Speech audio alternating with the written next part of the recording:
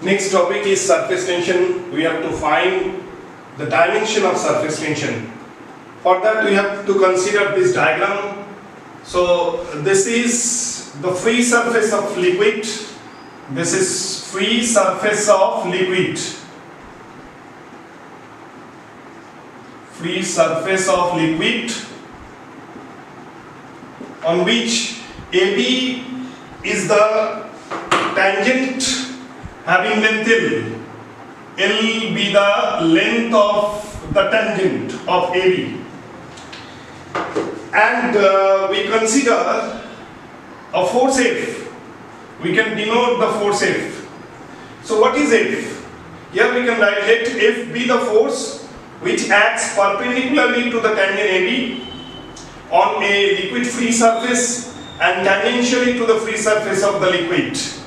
So in this case, F is a force which acts perpendicular on both sides of this tangent and tangentially on this free surface. Here we can erase this part here, tangent perpendicularly to the tangent of AB on a free surface of liquid and tangentially to the free surface of the liquid. And in this case, the surface tension is actually force of surface tension of the liquid. Surface tension of the liquid or fluid, it may be gas also, is what S equal that tangential force divided by length of the tangent. Therefore, what should be the dimension of S? Dimension of S is equal to dimension of force divided by dimension of length. Now we put the dimension of force, which is M L T to the power minus 2 divided by L. So we get what? M T to the power minus 2. This is the dimension of surface tension. This is the dimension of surface tension. And here we can say that surface tension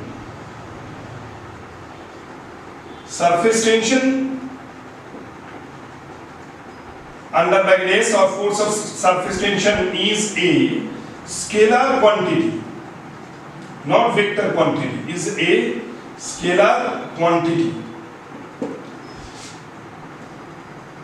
And obviously due to surface tension or excess pressure, liquid rises to a height through a capillary tube.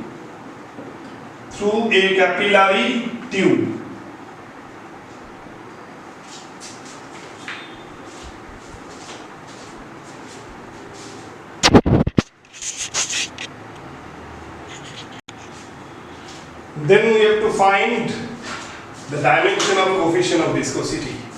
For that we have to consider two layers of liquid. First layer which is moving with velocity v, second layer which is moving with greater velocity v plus dv, and they are separated by a distance dx. In this case, F is the viscous force. The viscous drag acting tangentially on the layers of liquid in motion to oppose the relative motion of the layers is given by F equal minus A, F equal eta A dV by dx, where what is A? A is the area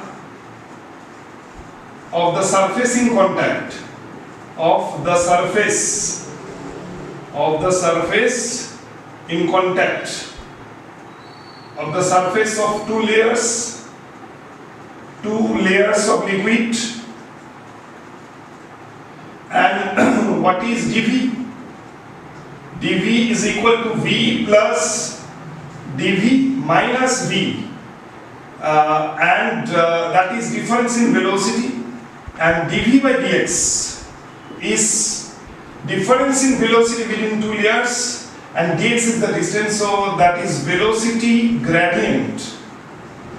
Velocity gradient. Therefore, what should be the dimension of coefficient of viscosity?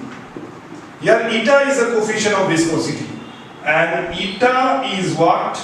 Coefficient of viscosity. Coefficient of viscosity of the liquid or the fluid. Viscosity.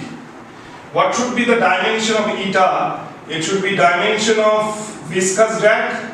This tangential force is the viscous drag divided by A into dimension of velocity gradient dv by dx, and also we can consider -1 due to this negative sign. Now we put the dimension of the different quantities. ml t to the power -2, -1 is constant, it has no dimension. Area has the dimension L square, and dv by dx.